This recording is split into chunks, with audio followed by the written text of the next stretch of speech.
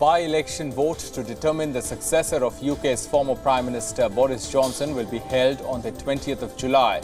The elections have been triggered by Johnson's resignation as Member of Parliament over an investigation into the Partygate scandal. This announcement coincides with a report by country's lawmakers which said that he deliberately misled Parliament over the rule-breaking parties.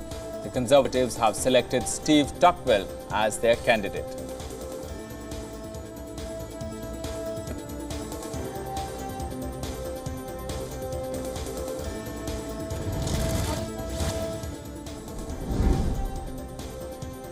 Russia on Thursday once again pressed the United Nations Security Council for an investigation into Nord Stream blast.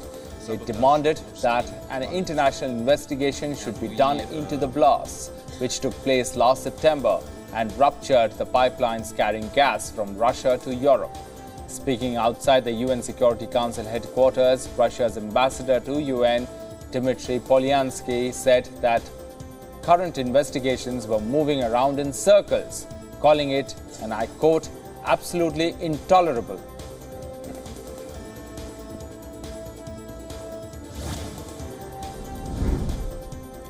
Ukraine has claimed that Russian forces who occupied parts of Donetsk and Zaporizhia are being forced out in the ongoing counteroffensive.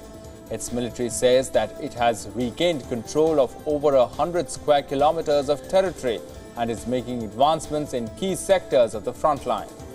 This comes as South African President Cyril Ramaphosa arrived in Poland, leading an African peace mission for ending the conflict. The mission comprises the leaders of South Africa, Zambia, Republic of Congo, Egypt, Senegal, and Uganda.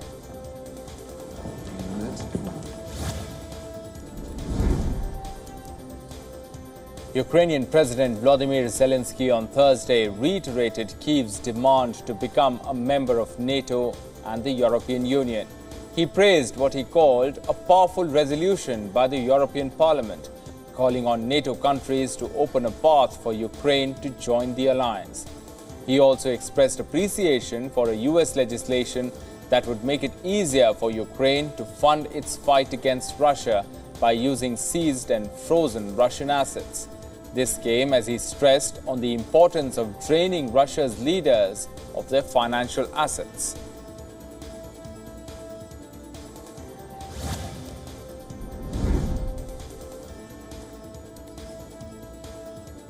Russian President Vladimir Putin welcomed his Algerian counterpart Abdelmadjid Tebboune in Moscow on Thursday.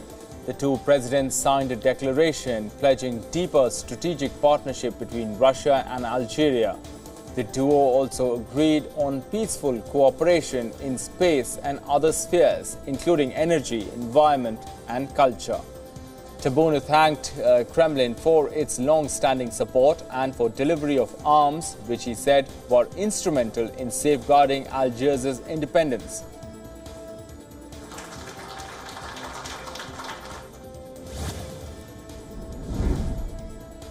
Iranian President Ibrahim Raisi met with Cuban counterpart Miguel Diaz-Canel on Thursday. The meeting was held in the Palace of the Revolution in Cuba's capital, where they vowed to confront, and I quote, Yankee imperialism. Raisi said that both nations will work together in electricity generation, biotechnology, and mining, among other areas.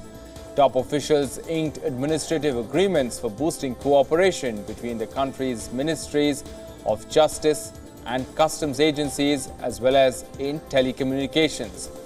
The visit to Cuba was part of Raisi's three-nation Latin American tour aimed at shoring support.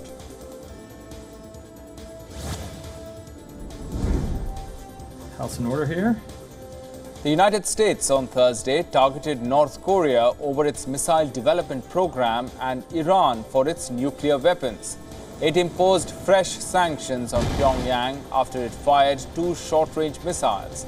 The sanctions were aimed at two North Korean nationals, which Washington believes were involved in the procurement of equipment and material that support the country's ballistic missile program.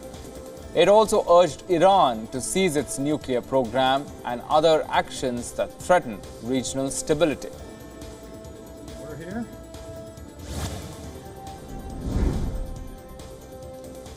A federal jury has indicted a U.S. Air National Guardsman accused of leaking top-secret military intelligence records online.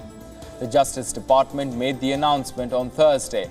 It said that the 21-year-old Jack Douglas Teixeira had been indicted on 6 counts of willful retention and transmission of classified information relating to national defense.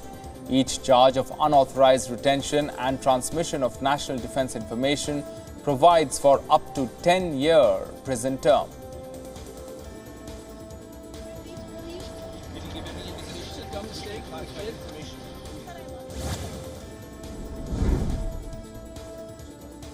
Miami Mayor Francis Suarez announced 2024 presidential bid as a Republican candidate on Thursday. Suarez released a campaign video titled, "I'm Running." The video showed the mayor jogging around South Florida and describing his vision of what he calls a generational change. Suarez is the only Hispanic candidate in the Republican field as of now and third candidate from Florida, along with former President Trump and Florida Governor Ron DeSantis. He shares thorny relations with both.